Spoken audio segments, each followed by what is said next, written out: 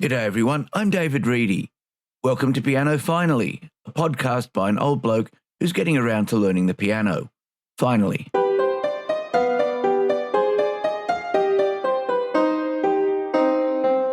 Welcome to show 48. Thank you very much for joining me.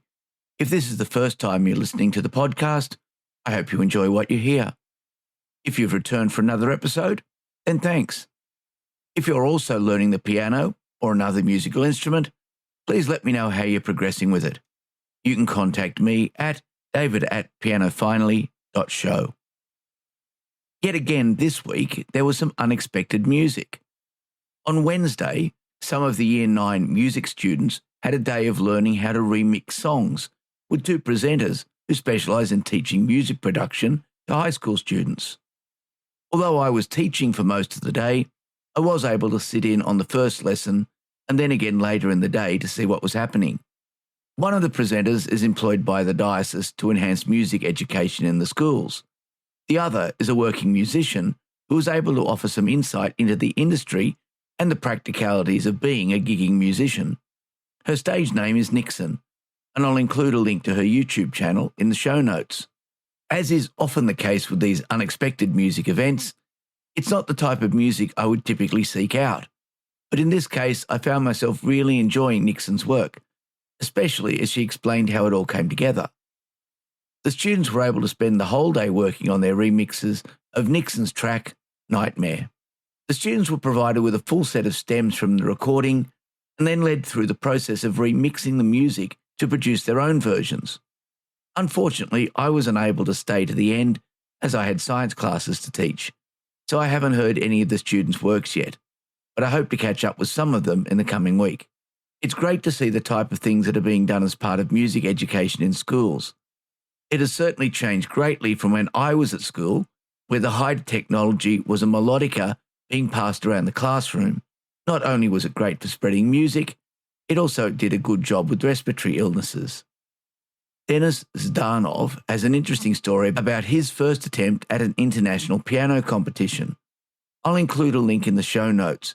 It's a bit of fun, featuring a nice piece of music at the end.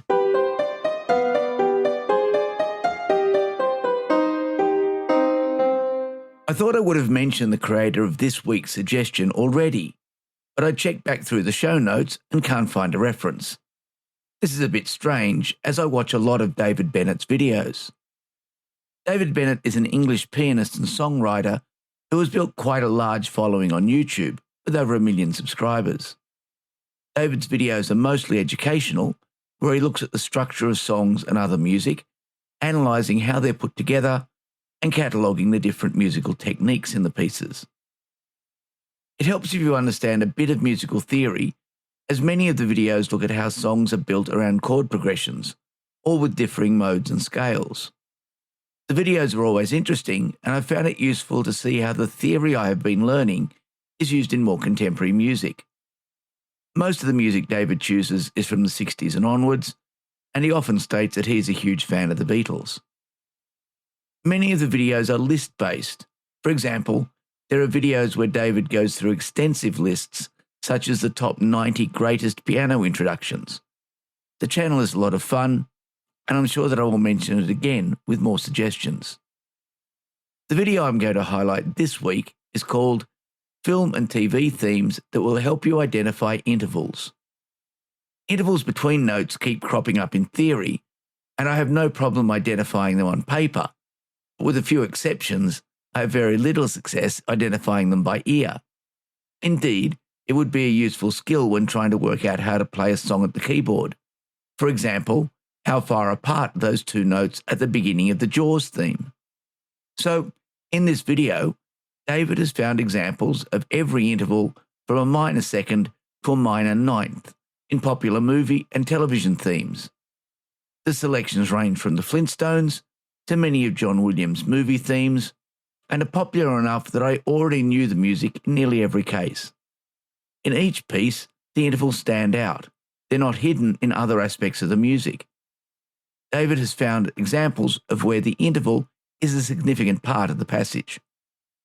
This is a valuable resource, and although I'll need a good deal of practice to get even remotely proficient at it, the video is certainly a good starting point. And to answer the question from earlier, the Jaws theme is the first example in the video. It uses a minor second, from E to F.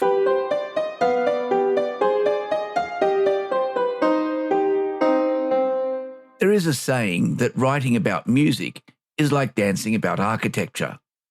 The exact originator of the phrase is uncertain.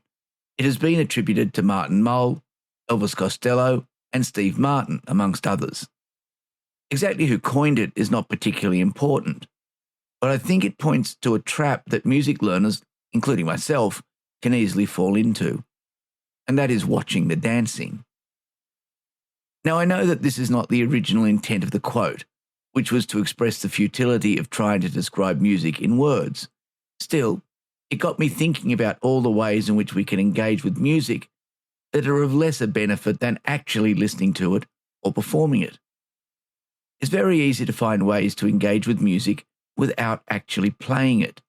It is even easier to find ways not to practice it and still feel like you are doing the right thing. It would be easy to blame YouTube for this, but that would be a bit like blaming McDonald's for not running out of soft-serve ice cream before you make yourself sick. You could spend 2 or 3 hours a day watching YouTube videos about piano technique or almost any other subject and still not make any actual improvement in your playing. But it's appealing. There is a certain amount of knowledge that you do need in order to progress. It helps to have a basic understanding of what you're doing when you are learning. But it's easy to take it too far. It's also easy to put too much importance on that knowledge. Knowing chords is important. They are at the root of pretty much all Western music, and you generally won't find a piece that doesn't use them. Being able to confidently play all the notes together, even with awkward fingering, is a key skill, and one that will only get better with continual practice. Being able to transition between chords while playing legato is something I have been working on with the ending of Afternoon Snooze. So working on chords is definitely a good use of practice time. What is not a good use of practice time is working on naming chords. At least, not a good use of time for a beginning piano player.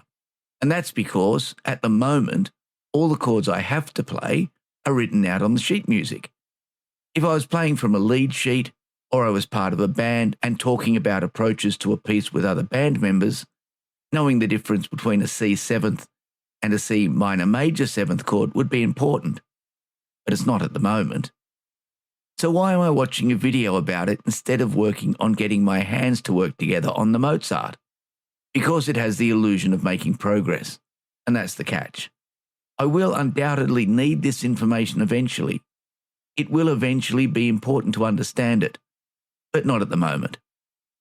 It is much too tempting to watch a video or read an article rather than get started practicing. And so I have made a rule for myself. On weekdays, I won't watch any piano YouTube videos or read any piano literature until after I've done at least 30 minutes of practice. That also includes watching videos about the latest piano gear and software. I've decided that there won't be any more dancing to the architecture until I've at least got some way towards building the building.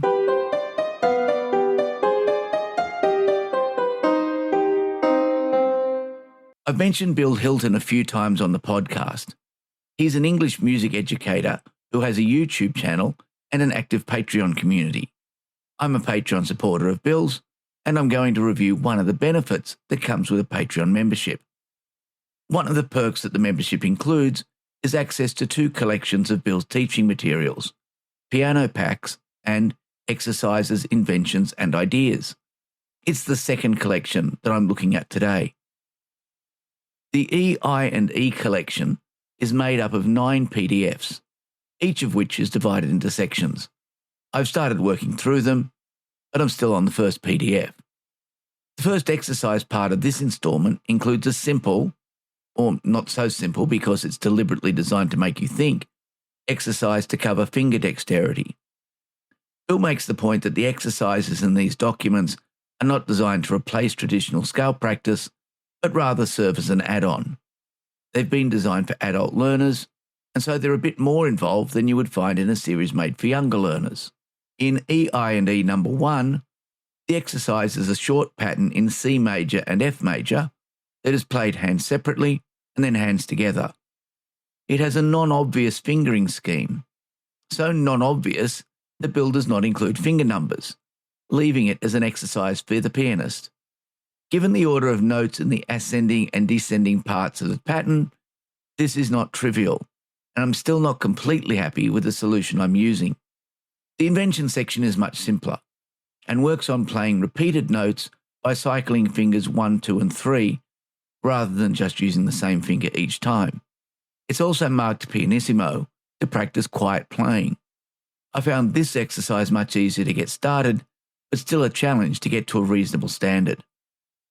There is a second exercise and an idea section making up the rest of the first installment in E, I, and I, number 1. The exercise looks at legato and staccato playing with both hands, and the final idea section talks about some strategies to help build up physical skills for playing. I've now added some time with the E, I, and I materials in each of my practice sessions. They make a nice addition and let me reduce some of the scale playing time. There's a link in the show notes to the first video and download in the series, which is free to everyone. The subsequent 8 installments are available via Bill's Patreon page.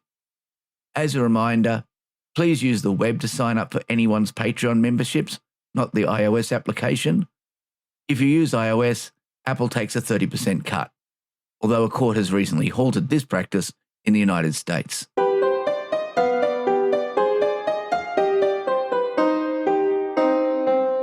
I have the next concert in the Sydney Symphony Orchestra series next Sunday.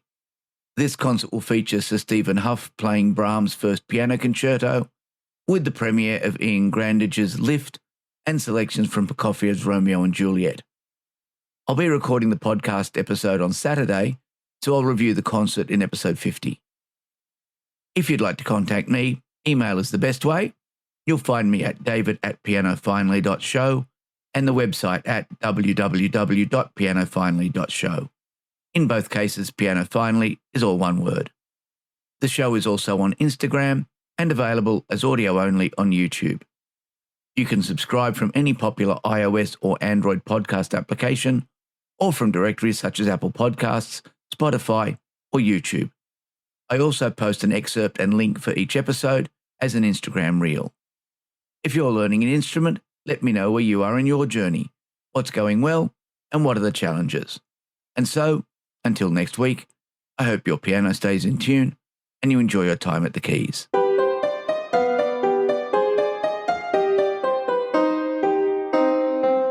The Bagatelle in F by Daniel Gottlob Turk has now got to the same stage as the canon. I can play it without a problem nearly every time, so it has moved to once per practice session, just to keep it current. Both the Andrew Craggs pieces, Afternoon Snooze and Blackout Blues, are getting close to acceptable, but not yet up to speed. I've made one artistic decision, which I think I can make as I'm not preparing these pieces for an exam. I think the tempo marking for Afternoon Snooze is too fast. It's marked with a crotchet equal to 80 beats per minute, but I think that's far too fast. If the piece is meant to be a snooze, then I think it should be slower and lazier, and so I'm playing it a fair bit slower. I'm also including the arrangement of De Vogelfänger bin ich ja, with both hands together and very slowly. The Mozart is the best of 3. Otherwise, the piece is the first takes recorded using the Kawai NV10 as the keyboard and Pianotech 8 on the M4 Pro Mac Mini, pretending to be a Bosendorfer VC in classical recording mode.